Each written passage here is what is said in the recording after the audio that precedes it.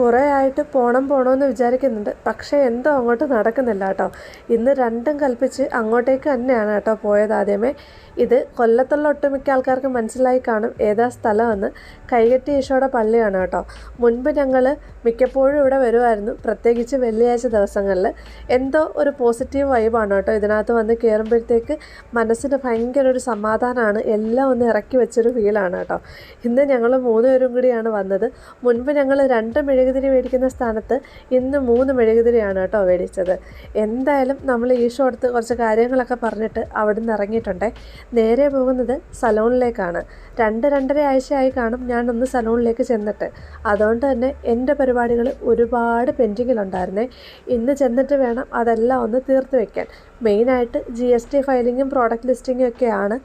എന്തായാലും ഒരു 2-2.5 മണിക്കൂർ എടുക്കുന്ന പരിപാടിയാണ് കേട്ടോ. എന്നെ അവിടെ ഇറക്കിയിട്ട് അജു എവിടേക്കോ പോകാനുണ്ട്, അവിടേക്കോ പോയിട്ട് വരാം, അപ്പോഴത്തേക്ക് എൻ്റെ ജോലി കഴിയും എന്നാണ് വിചാരിച്ചേക്കുന്നത്.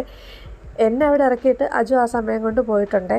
ഞാൻ സലൂണിൽ ചെന്നപ്പോഴത്തേക്ക് ക്ലയൻസ് ഒന്നും വലുതായിട്ടില്ലാത്തത് കൊണ്ട് തന്നെ ഞാൻ അലിയുടെ കയ്യിൽ ഏസിനെ ഏൽപ്പിച്ചിട്ട് എൻ്റെ പരിപാടി സ്റ്റാർട്ട് ചെയ്തു കേട്ടോ. സലൂണിൽ വരുമ്പം ഞാൻ കുറച്ചും കൂടെ ഫ്രീ ആയിട്ടാണ് കുറച്ച് നേരമൊക്കെ ഇരിക്കുന്നത്. കാര്യം ഏസിനെ എടുക്കാൻ ആരെങ്കിലുമൊക്കെ ഉണ്ടാവും കേട്ടോ. അതുകൊണ്ട് തന്നെ എൻ്റെ പരിപാടികൾ പെട്ടെന്ന് തീർക്കാൻ ഞാൻ മാക്സിമം ശ്രദ്ധിക്കുന്നുണ്ട്. ഇതിൻ്റെ ഇടയ്ക്ക് ഏസനും അലിയും കൂടെ എന്തൊക്കെയോ പേപ്പറൊക്കെ എടുത്തിട്ട് കളിക്കുന്നുണ്ടായിരുന്നു. അവരുടെ കളി ഒരു ഭാഗത്ത് നടക്കട്ടെ, ഞാൻ എങ്ങനെയെങ്കിലും പെട്ടെന്ന് എൻ്റെ ജോലി തീർത്തിട്ട് വേണം എനിക്ക് പോകാനായിട്ട് കേട്ടോ. ഏകദേശം ഒരു 3:30-4:30 ആ ഒരു ടൈമിലാണ് നമ്മൾ പള്ളിയിലേക്കും കൊല്ലത്തേക്കൊക്കെ ഇറങ്ങിയത്. തിരിച്ചു പോയപ്പോഴത്തേക്ക് 6:30-7 മണിയായിട്ടുണ്ട്. അതങ്ങനെയാണ്, നമ്മൾ എവിടെ പോയാലും നേരത്തെ ഇറങ്ങിയാലും തിരിച്ചു പോകുമ്പം നല്ല രീതിയിൽ ഇരുട്ടാവാറുണ്ട് കേട്ടോ.